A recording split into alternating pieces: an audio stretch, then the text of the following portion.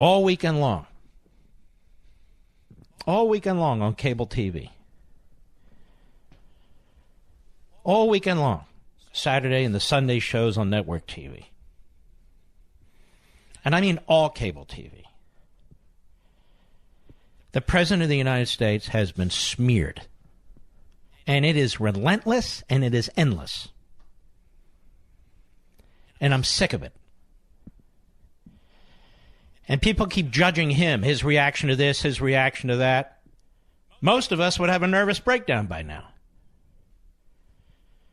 The constant assault on this president, which is absolutely unwarranted. The absolute disrespect that's shown the office of the presidency and this president. The clear effort to destroy him and everyone and anything associated with him is undermining this country. North Korea has nuclear weapons, thanks to prior presidents. Iran has been and is trying to get nuclear weapons, thanks to prior presidents. China is on the move, stealing our technology, thanks to prior presidents. Russia is on the move, thanks to prior presidents.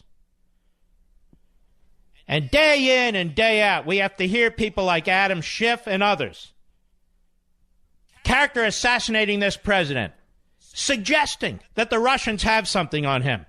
And then they all suggest that the Russians have nothing on him. They have absolutely nothing on him. If they had something on him by now, we'd know about it. Donald Trump is the most investigated man in American history. He's got committees investigating him. He's got 1,000 newspapers investigating him. He's got a special counsel investigating him. He has a state attorney general in New York investigating him. He's the most investigated man in American history by every level of government, by every news operation, and they have nothing. This is not even an attack on Donald Trump, as horrible as it is. It's not even an attack on his family, as horrible as it is. It's an attack on the American people. The American people voted for him. And I don't want to hear about the popular vote. That's not what the Constitution provides. It's called the Electoral College. And just because you run up numbers in California, that doesn't mean, Hillary Clinton would have been president. Every single president in this country who was elected through the Electoral College, not the popular vote. So we're not falling for that.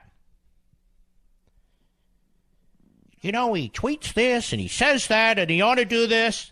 Every single thing this man does is hyper investigated. They're obsessed over him. Why does he tweet? Because it's the only way he can get his message out. It's the only way he can communicate with the American people. He goes around the media, and they hate him for it because they want to sabotage him. They're all about sabotage. The media are all about sabotage. The Democrat Party are all about sabotage. Most of the professors who are tenured in this country also are all about sabotaging him. That's what's going on here. Because, you see, they feel they were within reach of their nirvana, of their utopia, of their paradise, within reach. The great Barack Obama for 8 years, turning the country inside out and upside down. The great Barack Obama selling out America, destroying national sovereignty in our borders. They thought they were within reach. And then Hillary loses. How could she possibly lose? How could she possibly lose? Especially to Donald Trump, this outsider, this TV guy, this real estate guy, this guy who's never been a politician. How could she possibly lose to him? All the money we poured into her campaign, all the votes we got, legal and illegal, all the media supporting her, all the elites, the establishment just behind her, and she still lost. We thought we carried her across the finish line. How is this possible? Something's wrong with the American people. Something's wrong with the Constitution, like the Electoral College. And we have to fix this. And you know how we're going to fix this? We're going to destroy him. And they take this Russia narrative that was hatched by the Hillary Clinton campaign through the Fusion dossier. They take this Russia narrative, run it up the FBI's flagpole, run it up the CIA's flagpole, run it up the National Intelligence Director's flagpole, run it into the media, push the narrative, he wins, and it's been Russia, Russia, Russia ever since. They don't have squat, not a, watch yourself, Mark, not a damn thing. And then he fights back. This is what they hate the most. He fights back. He's an innocent man. He's an innocent man. He hasn't done anything to deserve this. He fights back for himself. He fights back for his family. He fights back for his presidency. He fights back for his administration. And they can't stand it. They thought they would have broken him by now. And another man they would have broken by now. They thought they had him on the ropes. They've never had him on the ropes. They're trying to criminalize his administration. They're trying to impeach his administration if they get the numbers. They're trying to smear it and character assassinate it every conceivable way they can. Iran threatens us and he pushes back, and now we're told that's done because he's trying to distract us. No president has ever been treated this way. Reagan comes the closest, and he's not even close.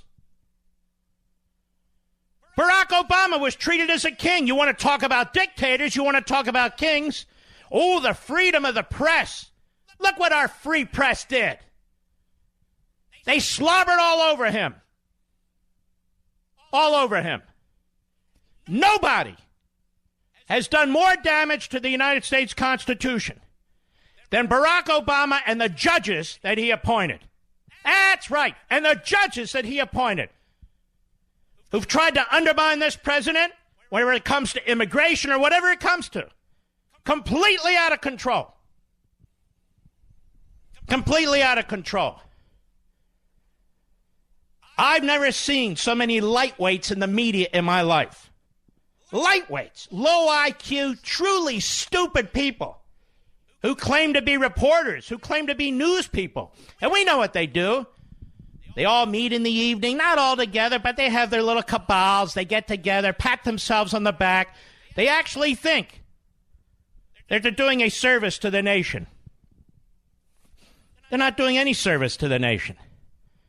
They're destroying their reputations. They're destroying their profession. They're not even professionals. They're out of the closet, hardcore leftists. Look at that lineup at CNN. It is grotesque for its political bias. Look at that lineup at MSNBC. It is grotesque, filled with Democrats. Appalling. And if there's any conservative platform out there, it's trashed. Look at CNN. This fool Brian Stelter at CNN, a lightweight, a dumb guy. He's hired for the sole purpose of trying to take down Fox and Sean Hannity. Every weekend, Fox and Sean Hannity, Fox and Sean Hannity. Like the guys in Heat or something. These aren't serious people, but they're in powerful positions. Everybody isn't engaged in what's going on, so they hear day in and day out, big lies and little lies. And the most disgusting, outrageous things said about the President of the United States. He responds to it. He's defending himself. Like any good red-blooded American male would. That's right. They liked it when Republicans rolled over. Like Paul Ryan rolls over. Mitch McConnell rolls over. The Republican establishment rolls over. Many past presidents roll over. This guy won't roll over. That's one of the reasons we like him. It's one of the reasons they hate him. And they insist that he roll over. They insist that he balance a ball on his nose. They insist that he juggles when they tell him to juggle.